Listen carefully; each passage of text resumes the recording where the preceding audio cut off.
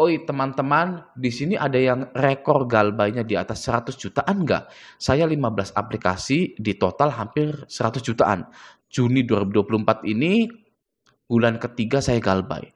Nah, pinjolnya ini yang pertama ada kami, lalu rupiah cepat, yang ketiga isi cash, yang keempat Julo, yang kelima rupiah cepat lagi, yang keenam Indodana, yang ketujuh Bantu Saku, yang kedelapan Singa, yang kesembilan Finplus, yang ke-10 ada Pundi. Ya.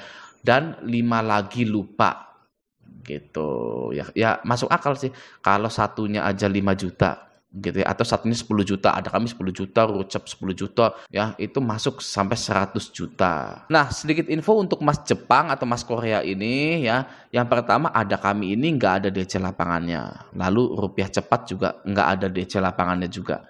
Ya, isi cash nggak ada DC lapangannya, Julung masih sedikit, rupiah cepat nggak ada DC lapangannya, lalu Indodana ini masih sedikit ya DC lapangannya, lalu yang ketujuh Bantu Saku tidak ada DC lapangannya, Singa tidak ada DC lapangannya, Finplus tidak ada DC lapangannya, ada Pundi tidak ada DC lapangannya, dan 5 laginya apa nih? Ya, saya kurang tahu.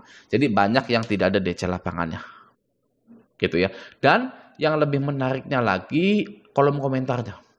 Nah ya, ada yang bilang uangnya kemana aja 100 juta, adakah bekasnya, apa hilang tak menentu aja pastinya. Gitu ya. Biasanya buat galop-tulop aja. Ya, duit kayak gitu habis nggak menentu aja, jadi galbay solusinya. Hanya sedikit orang yang bisa mewujudkan sesuatu menggunakan uang pinjol, sangat sedikit sekali. Ya, itu pun pasti digalbay. Ya, biasanya nih ya, dia itu punya limit banyak dan sudah berani galbay. Wah, sudah berani galbay nih saya nih. Tapi dia masih punya limit banyak nih. Ya, akhirnya diambil semua limitnya, digalbaikan. Nah, itu baru jadi itu. Ya kalau galop-tulop nggak akan jadi. Mau 100 juta, berapa ratus juta juga gitu. Oke.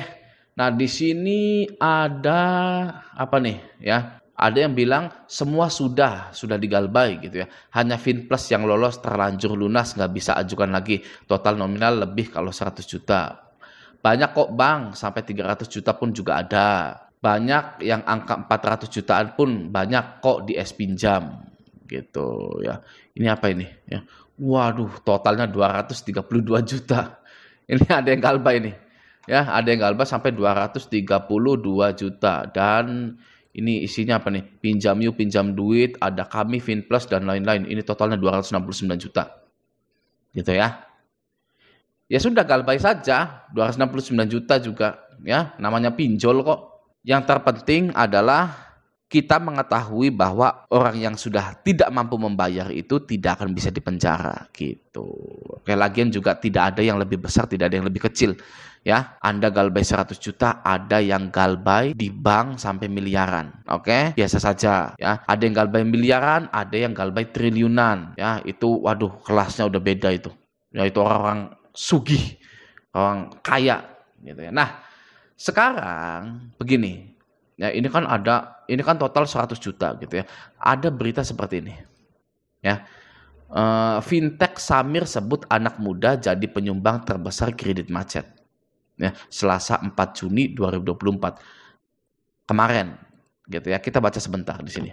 Fintech peer-to-peer atau P2P lending PT Sahabat Mikro Fintech Samir tak memungkiri jumlah kredit macet 90 hari atau TWP perusahaan memang relatif meningkat. Nah, jadi galbay itu lagi meningkat. Ya, bagi Anda yang masih sangat ragu-ragu sekali untuk galbay, ya, ini ada beritanya. Ya, langsung dari kesaksian salah satu pinjol. Galbay itu lagi meningkat. Oke, selanjutnya disumbangkan oleh kelompok usia 19 tahun sampai 34 tahun. Pastinya juga sejalan dengan data yang disebutkan oleh Otoritas Jasa Keuangan. Oh, jadi Otoritas Jasa Keuangan merilis data bahwa yang banyak galbay itu dari usia 19 tahun sampai 34 tahun. Oke ya. Nah, lanjut. Adapun OJK mencatat tingkat kredit macet 90 hari berdasarkan usia 19 tahun sampai 34 tahun per Maret 2024 menyumbang sebesar 726 miliar. Bacanya gimana itu ya? 726,63 miliar dari outstanding pinjaman macet 90 hari yang sebesar Rp 1,37 triliun. Nah, jadi kalau Anda mau tahu gagal bayar nasional di bulan Maret ini totalnya 726,63 miliar. Ini gagal bayar nasional nih. Yang macet ini. gitu ya. Oke, selanjutnya di sini. Salah satunya yakni kurangnya pengalaman dalam mengelola keuangan pribadi, rendahnya tingkat literasi khususnya terkait pendanaan digital, kurangnya pemahaman tentang pentingnya disiplin keuangan. Gitu ya. Nah, sekarang begini ya, kenapa anak muda banyak yang galbay? Ya, karena pinjol-pinjol ini meminjamkan kepada anak muda. Harusnya ke anak tua aja. Ya, karena kalau anak tua itu sudah bisa mengelola keuangan, manajemen kehidupannya sudah bagus, literasi keuangannya sudah bagus. Itu anak tua. Kalau anak muda itu masih selengean, ya, masih minta duit ke orang tuanya. Tadi 19 tahun, ya. Lulus SMA sudah punya pinjol hutangnya 20 juta. Galbay nggak menurut Anda? Galbay, pastinya. Galbay ya, kalau nggak galbay itu berarti peran orang tuanya yang melunasi hutang-hutang pinjolnya pakai air mata biasanya ya. Kenapa pakai air mata? Karena jual tanah, jual motor, jual mobil ya, pinjam ke saudara ya, orang tuanya dihina-hina karena nggak mampu bayar gitu ya. Seperti itu. Oke, itu kalau anak muda minjemin ke anak muda ya, orang tuanya yang ngebayarin gitu kan. Atau ya anak muda ini ya galbay gitu ya. Anak muda yang selengean yang nggak peduli sama pinjol itu ya banyak yang galbay. Di sini bisa kita lihat ya, ada 726 miliar yang digalbay. Jadi kalau menurut saya jangan minjamin uang pinjol ke anak muda, mending ke anak tua aja. Ya, kalau anak tua itu ya mungkin sedikit yang galbay. Gitu. Kenapa harus anak muda? Kenapa harus minjemin ke anak muda yang umurnya 19 sampai 34 tahun? Gitu kan? Ke anak tua aja yang 35, 36, hidupnya sudah mapan dan lain-lain gitu ya. Jadi salahnya siapa? Nah, itu ya, ibaratnya Anda buka usaha pinjaman uang. Woi, saya buka pinjaman uang nih sini gitu. Lalu orang-orang pada pinjam ke Anda tanpa agunan, hanya modalkan foto KTP saja. Ya. Lalu ketika banyak yang nggak bisa bayar, menjadi permasalahan, ya. Loh, bukannya itu sudah jadi resiko bisnis pinjaman dana, ya.